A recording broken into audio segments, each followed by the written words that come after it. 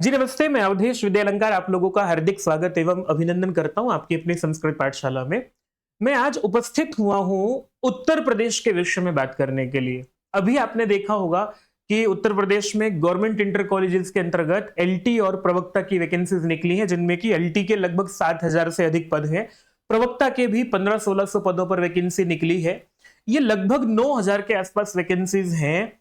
लेकिन इसके साथ साथ मैं आपको एक बात और बता देता हूं, उत्तर प्रदेश में जो सहायता प्राप्त विद्यालय हैं उन विद्यालयों में टीजीटी पीजीटी के वैकेंसीज भी निकलने वाली हैं। अब आप में से बहुत सारे लोग जो हैं इसको लेकर के हतोत्साहित भी होंगे और बहुत सारे लोगों के मन में ये भी आएगा कि ये तो रोज की खबरें हम सुनते ही रहते हैं। देखो, मैंने लगभग आज से 6 महीने पहले गवर्नमेंट इंटर कॉलेजेस के बारे में सूचनाएं देना शुरू किया था। इस संस्कृत पाठशाला पर मैंने लगभग 7 से 8 वीडियोस मेरी जो है वो जीआईसी को लेकर के होंगी।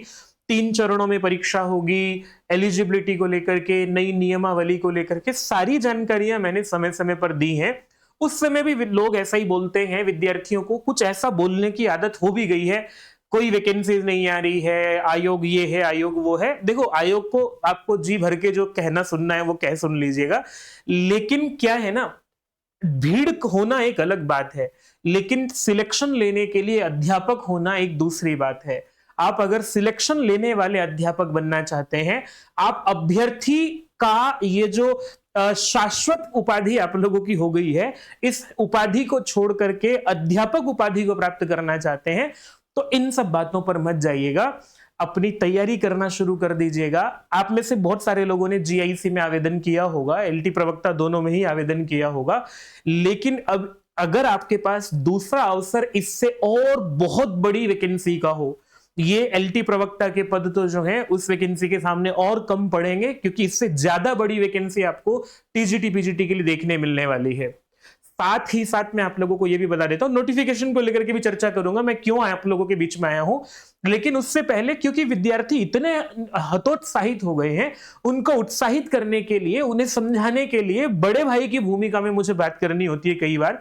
जबकि उत्तर प्रदेश में मुझसे बहुत सारे बड़े अभ्यर्थी भी हैं, वो भी जब उनको समय पर वैकेंसी नहीं मिली, ओवर एज हो गए हैं, ऊपर से जो है ये बिना बीएड अभ्यर्थी आवेदन नहीं कर सकते हैं प्रवक्ता के लिए। बिना बीएड अभ्यर्थियों के लिए भी मैं खुशखबरी देने वाला हूं आप लोगों को जल्दी ही। हम प्रयास कर रहे हैं उसके लिए, और चलो उस पर बताता हूं। मैं बिना बीएड अभ्यर्थियों के लिए भी बात करूंगा इस वीडियो में। पहली बात तो ये, आप लोग चैनल को जरूर सब्सक्राइब कर लीजिएगा और वीडियो को साझा कीजिएगा और लोगों तक। और हाँ, अगर आप अभ्यर्थी का ये जो आपकी शाश्वत उपाधि है इससे हट करके निश्चित रूप से शिक्षक बनना चाहते हैं, तो पढ़ाई लिखाई पर ध्यान दीजिएगा, ठीक से तैयारी कीजिएगा। Same syllabus, same eligibility, same exam pattern के आधार पर आपको एक और वैकेंसी देखने को मिलेगी उत्तर प्रदेश में टीजीटी की। और इसको लेकर के आप लोगों ने देखा होगा कि आयोग जो है ना, शिक्षा सेवा चयन आयोग को ये वैकेंसी निकालनी है। जीआईसी की वैकेंसी जो निकाली है वो लोक सेवा आयोग ने निकाली है।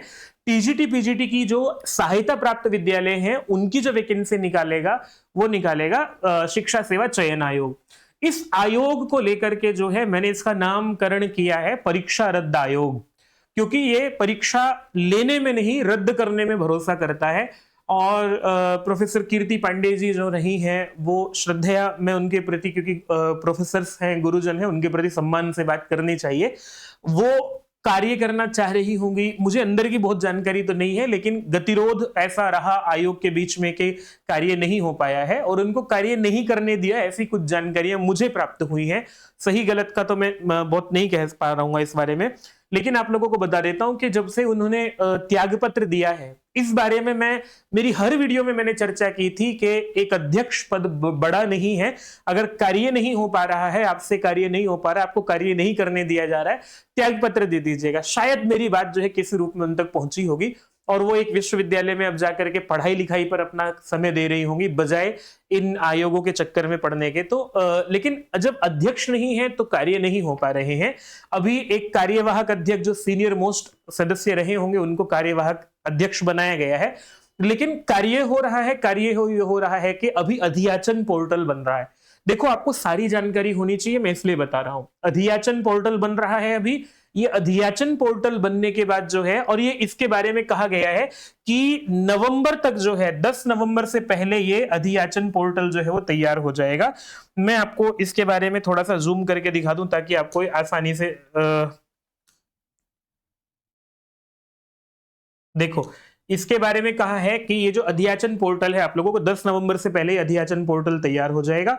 दूसरी बात जो है, जैसे अधियाचन पोर्टल तैयार होगा तो टीजीटी, पीजीटी और असिस्टेंट प्रोफेसर के लिए वो अधियाचन मांगे जा रहे हैं। अधियाचन की प्रक्रिया लंबे समय से हो रही है, लेकिन अभी गेंद जो है ना कि हम नहीं बनाएंगे, तुम बनाओ, तुम नहीं बनाओगे, हम बनाएंगे, ये मामला चल रहा था। और शायद अध्यक्षा महोदय से जो है लोगों को का समस्या होगी, जो भी कारण रहा होगा, लेकिन अभी जो है वो अधियाचन के लिए विभागों को कह दिया गया है कि आपको जैसे बनाना है बना लो अधियाचन, हम कोई फॉर्मेट तो जारी नहीं कर रहे, लेकिन पोर्टल बना देना, फिर उस पर अपलोड कर देना। तो ये मान करके चलिए कि अगर हम ये अभी अक्टूबर में बात कर रहे हैं और नवंबर में अधियाचन सबमिट हो जाता है, तो भले ही वैकेंसी जो है वो दिसंबर, जनवरी, फरवरी में कब आएगी ये तो बहुत नहीं कहा जा सकता है, लेकिन वैकेंसी आएगी ये जरूर कहा जा सकता है। 2 महीने के अंदर फिर एग्जाम भी हो जाएगा ये भी कहा जा सकता है। जैसे कि आयोग ने, लोक सेवा आयोग ने कर दिया, वैकेंसी का आवेदन पूरे भी नहीं हुए थे उससे पहले ही जो है वो डेट दे दी थी कि भाई हम नहीं, वो तो ईएमआरएस में हुआ था, हाँ, लेकिन लोक सेवा आयोग ने भी बहुत जल्दी ही डेट दे दी है, और ये पहले से ही संभावित भी था, मैंने कहा भी था, मैंने तो नवंबर डेट दी थी, फिर भी दिसंबर में परीक्षा हो रही है लोक सेवा आयोग की ओर से।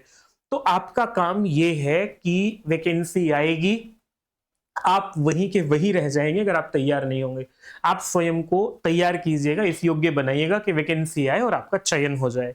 बस मुझे आप लोगों से ये कहना है, और अच्छी खासी संख्या रहेगी। असिस्टेंट प्रोफेसर के 950 पदों का तो अधियाचन आ गया है, और भी पदों का अधियाचन आएगा। असिस्टेंट प्रोफेसर के भी बड़ी संख्या रहेगी लोक सेवा आयोग की अपेक्षा। यहाँ क्योंकि एडेड कॉलेजेस ज्यादा होते हैं उत्तर प्रदेश में, और इसके अतिरिक्त यहाँ पर बाकी सब कुछ सेम रहेगा। कौन आवेदन कर सकता है, क्या कुछ है, मैंने वीडियोस भी आप लोगों को पहले बताई हैं, सब कुछ यहाँ करके दिया है। आप यहाँ जाकर के जो है उत्तर प्रदेश को गवर्नमेंट जीआईसी को लेकर के एलिजिबिलिटी एग्जाम पैटर्न सब कुछ देख लोगे, वही सब कुछ नियमावली है। अब मैं बात आप लोगों के साथ कर लेता हूं, उत्तर प्रदेश में क्या बिना बीएड अभ्यर्थियों को आवेदन करने का अवसर मिलेगा? तो भाई मुझे तो ऐसा लगता है, मैं इसको विषय को लेकर के बहुत अधिक सकारात्मक हूं, क्योंकि ऐसा कोई भी कारण नहीं है कि ना अवसर दिया जाए। क्योंकि सरकार की बड़ी गलती यह है कि सरकार ने जो है पहले ऐसी कोई सूचना नहीं दी है, और हमेशा हर राज्य का ये नियम होता है, बल्कि केंद्र के भी ये नियम होते हैं कि जब कोई नया नियम बनाया जाता है तो उसमें 2-3 वर्षों की, 4 वर्षों की शिथिलता दी जाती है, उसके बाद से नए नियम लागू होते हैं। DSSB का उदाहरण देता हूं मैं। DSSB ने अपनी नियमावली 2023 में बनाई थी, लागू की, और उसके बाद 2 वैकेंसी निकाल दी है, लागू 2 नहीं 3 वैकेंसी निकाल दी है नई नियमावली बनाने के बाद, लेकिन नई नियमावली लागू की है 2025 में। इसी तरह से हम सिर्फ एक बात को कह रहे हैं कि भाई बिना बीएड किए हुए अभ्यर्थियों को अवसर दिया जाना चाहिए। अवसर मिल सकता है, मुख्य सचिव जी जो है उनसे समय ले लिया गया है, मतलब उनसे बस डेट डिसाइड होनी है। 5 लोग जाकर के मिलने वाले हैं, बात करने वाले, उन 5 लोगों में एक मैं भी हूं जो बात करने जाऊंगा। सारे तथ्य रख करके जो है कहा जाएगा, और इसमें कोई कारण नहीं है, सरकार पर भी दबाव है। अगर 2-3 लाख अभ्यर्थी प्रभावित हुए हैं और 2027 में चुनाव है, तो सरकार कतई नहीं चाहेगी। मुख्य सचिव जो है वो सरकार का व्यक्ति होता है, वो वर्तमान सरकार जो होती है उसका चहेता कोई व्यक्ति मुख्य सचिव होता है, तो उनको जो है वो ऐसा बिल्कुल नहीं चाहेंगे कि सरकार को जो है वो किसी तरह की परेशानी उठानी पड़े।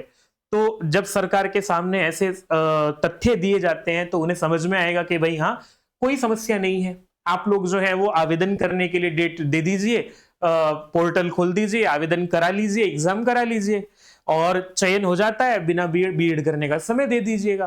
तो बहुत साधारण सी प्रक्रिया, और सरकार को कोई फर्क नहीं पड़ेगा, ना सरकार का कुछ बिगड़ेगा, ना किसी नियम की हानि होगी। तो हमने पूरी की पूरी फाइल तैयार की है, कैसे बात करनी है, बिना बीएड किए अभ्यर्थियों को टीजीटी पीजीटी में भी अवसर मिले और जीआईसी प्रवक्ता में भी अवसर मिले, इसके लिए हम पूर्ण निष्ठा से प्रयास कर रहे हैं। एक पूरा ग्रुप है विद्यार्थियों को जो प्रयास कर रहा है। आप लोग अगर जानकारी भी चाहते हैं तो ये मैं लिंक लगवा दूंगा आप लोगों को, इसमें देखोगे नॉन बीएड स्टूडेंट्स का एक ग्रुप है जिसमें कि 1076 विद्यार्थी हैं, और मैं आयुष सर अड्डा 24/7 से आप लोग शायद जानते होंगे जो लोग वीडियोस देखते हैं, मैं वो, और जिन लोगों ने, एक अभिषेक है, हिमांशु हैं, कुछ लोग हैं जिन्होंने केस किया हुआ है, लालता प्रसाद शायद नाम है, मैं ठीक से देख पा रहा हूं। तो और भी कुछ विद्यार्थी हैं जिन्होंने केस किया है। मैंने पहले 2 वीडियो में सब जानकारी आप लोगों को दी ही है। केस के माध्यम से, केस भी 2 जगह है, लखनऊ में केस चल रहा है, प्रयागराज में केस चल रहा है सरकार पर। सरकार के पास तथ्य नहीं रख पा रही है सरकार, और सुनवाई भी थी। मैं आप लोगों को बता भी देता हूं कि इसकी सुनवाई भी थी। देखो, मैं इसको लेकर के बता देता हूं आप लोगों को। देखो, ये हिमांशु जिन्होंने अपडेट दिया है कि इलाहाबाद हाई कोर्ट की लखनऊ खंडपीठ में जीआईसी प्रवक्ता भर्ती में मौका देने से पहले सुनवाई थी, परंतु कोर्ट केस जो है वो 92 नंबर पर था, और 92 नंबर तक जो है वो सुनवाई नहीं हो पाई है।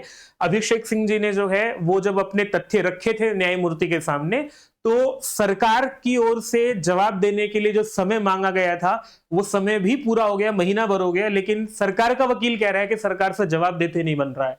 क्या जवाब देंगे?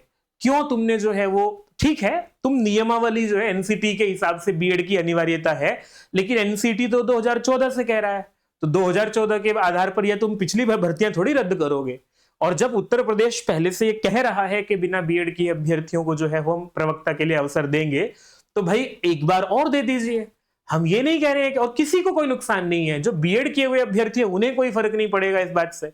तो भाई विद्यार्थियों, मेरा कहना यह है, बस आप लोगों को मैं बहुत संक्षेप में बताना चाहता हूं कि ये ग्रुप ज्वाइन कर लीजिएगा जहां आप लोगों को प्रवक्ता के लिए पूरा प्रयास किया जा रहा है।